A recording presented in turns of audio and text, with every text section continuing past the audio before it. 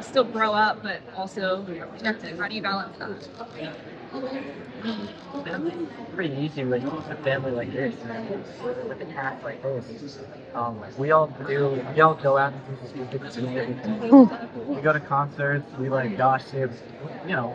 We get to run at 10 in the morning in front of his car. And I'm hungry. I think it's I mean, if you're looking at it very black and white and just for what it is, technically we don't. But my part, when you have people around you like the past that we have around us, it's really easy to, you know, still feel good and feel like we really do have family. Because at the end of the day, being a teenager, if you're looking back at it, it's just about, you know, developing bonds and having really good friendships and creating memories that are going to last you a lifetime. And we definitely get to do that. After talking, I talked with you last year in Santa Monica when they did the sand castle. Yes, yeah.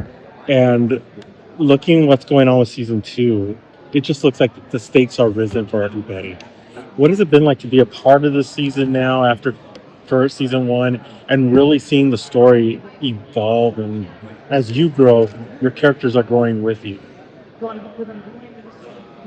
Yeah, I mean, I think I'm just saying, right, the stakes are much higher for this season. It's also our characters and watching like the audience. There is a bit of a gap between season 1 and 2. Our audience is they're ready for those higher stakes. They're ready for more intense pressure. This season is like unrelenting in its pace. It is like one thing after another. And I feel really bad for Percy and Annabeth and You don't care. You can deal with it. It's fine. Yeah, I think it's it's like a new. It's like we're building upon the foundation that we set last season, and now with like real stages, like off the volume stage, it just feels more intense. I think you can feel it on screen. Everything Aryan Simhadri, like the stakes are getting much higher. But it's true. Everything that Aryan said, I do, the stakes are high. Relationships have more depth. The writing was amazing. It was always amazing, but this season I feel like it stepped up and also too. It's just going to keep getting better, and again, continue to grow with our audience, and also too, I feel like we're doing a really great job for our writers, showrunners, directors, Rick. I think they're all doing an amazing job at feeding our youth, our babies, but also to feeding the 30-year-olds who are waiting for this thing to happen. So I think it's going to be really great. I can't wait for it to see it. Truly. Awesome. Thank you.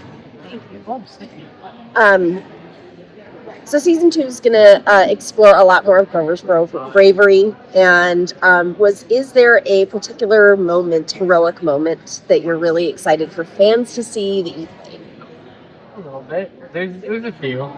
I'm trying to think of a moment that I can show like more like it today. Come back when the show's up. Yeah. Hey, that's okay. We'll come back. During the season new press tour, come back to me.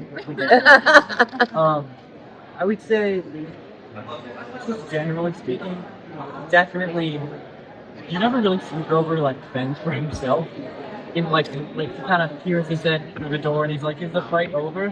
He doesn't get that security. Yeah.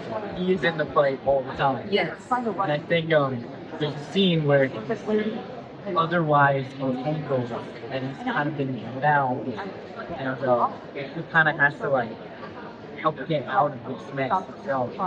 And I think it's incredible. Like he has a plan and he knows what he's doing. And he's able to keep his optimism at the same time. He's like Superman without powers. Exactly. Yes, that's very true. He did a good job. He's one of the most amazing swimmers I've ever been. So I'll retire. Got it. already said that the second season is gonna have a lot of stakes higher. But as an actor, what were the stakes that you challenged for this season? Because it's much darker, much more. Was there any scene that you said, "Well, I wasn't prepared for this, and I need to give my 200%"? Exactly. That's a fantastic question.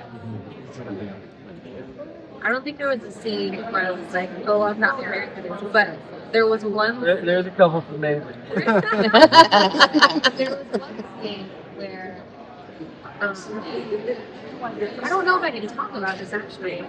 Okay, I'm gonna do my best to explain this, but there's one scene where, well, two actually, where it's really just Clarice speaking. She's having fun and talking about her life and her demons. One of them, she's just pouring her heart out, and you finally get to understand who she is, why, and what happened to her, X, Y, and Z. It's amazing. And then there's another scene where I'm trying to be like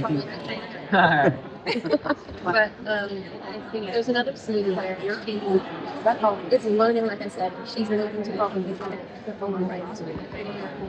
It was really, really an amazing day. I was very, very tired that day, just because I had slept the night before. Yikes. But I went, and it was just me and a bunch of my undead army men on set, and I had to deliver this speech to them. And it was the first time. It was a very monumental moment. It was a very monumental moment in my career because it was one of the first times I got to feel, like inside, and like feel everybody else feeling it at the same time. And then when everyone called cut, everyone was applauding, and I was like, "Oh my God, this is amazing!" So I think not necessarily moments where I felt like I wasn't prepared, but moments where I was excited to flex my actor muscle. I would say for me, I think it's safe to say this, now we go more, but there's a little bit of a look into Grover's past, a couple of moments, and there's just one moment when like reading it had me devastated. I don't even know how to describe it. Right?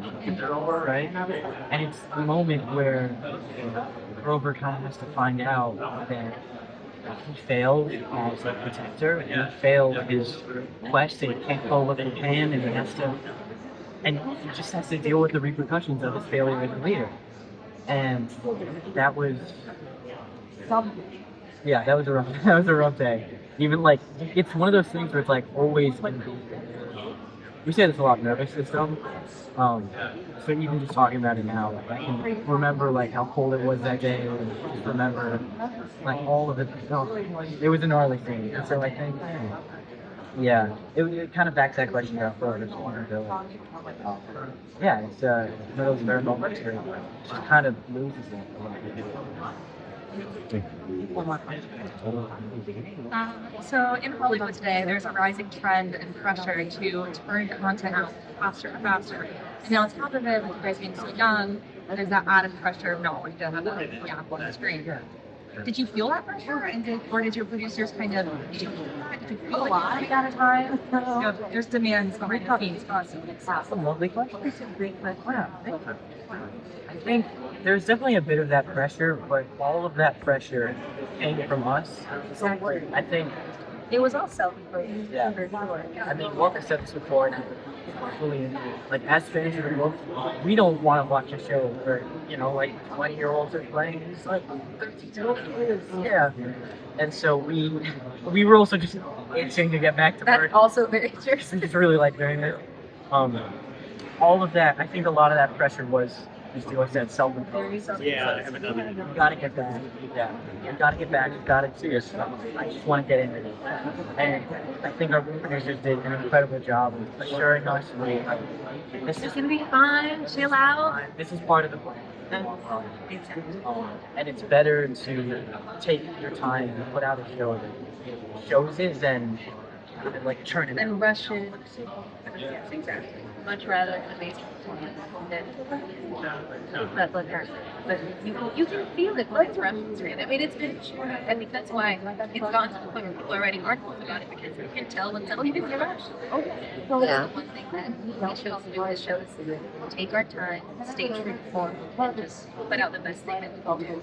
It's also good to be, but I don't feel like we look that much Okay, other than yeah. other than one very notable exception. I don't think any of us look that much older. It's one of those things that parents know you're right. So they know that they're watching for it. Yeah, every time you watch the kids for So, yeah, guys, Thank you.